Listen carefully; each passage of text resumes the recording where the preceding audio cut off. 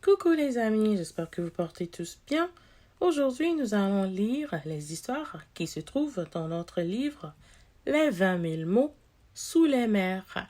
Alors, nous allons tout d'abord commencer avec celle-ci. Le pirate malchanceux. Comme tous les vrais pirates, le pirate sans barbe porte un bandeau noir sur un œil. Il a également un crochet de métal à la place de la main gauche et une jambe de bois qui le fait boiter. Son barbe porte aussi fièrement son chapeau de pirate orné de plumes. De plus, il ne se sépare jamais de son vieux sabre. Il le garde bien accroché à sa ceinture, toujours prêt à combattre ses ennemis. À voir son air menaçant, on ne devinerait jamais que son barbe est un pirate drôlement malchanceux.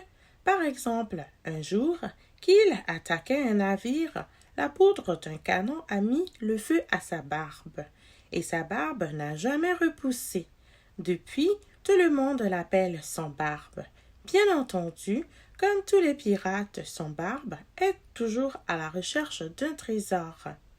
Avec un peu de chance, il en trouvera un très bientôt grâce à Jacko, son perroquet espion. Jacko vient de lui raconter qu'un riche marchand a caché sa fortune sur l'île de Sel. Jacko connaît l'endroit exact.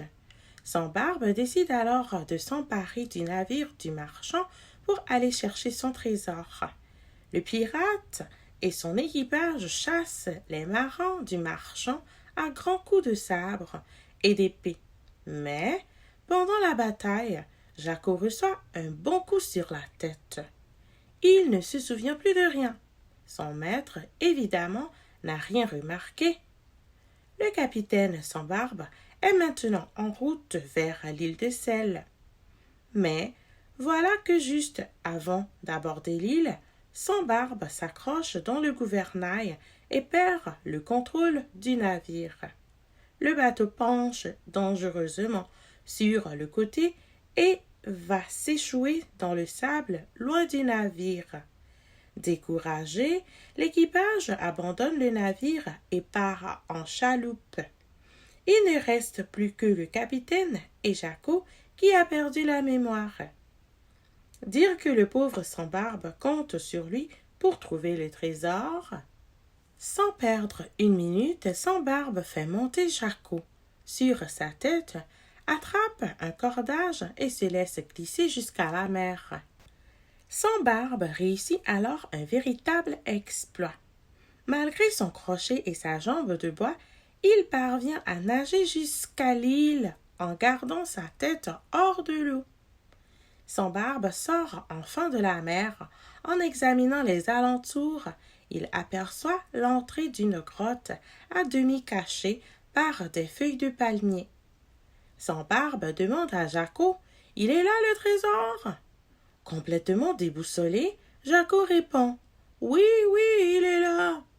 Le pirate pénètre dans la grotte sombre. Il se met à fouiller partout en avançant à tâtons.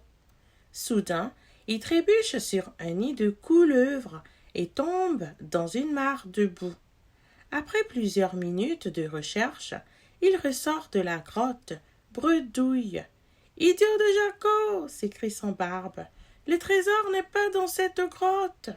Je vais te tordre le cou. » Au moment où il dit ces mots, sans barbe aperçoit du coin de l'œil un sentier qui s'enfonce dans la jungle.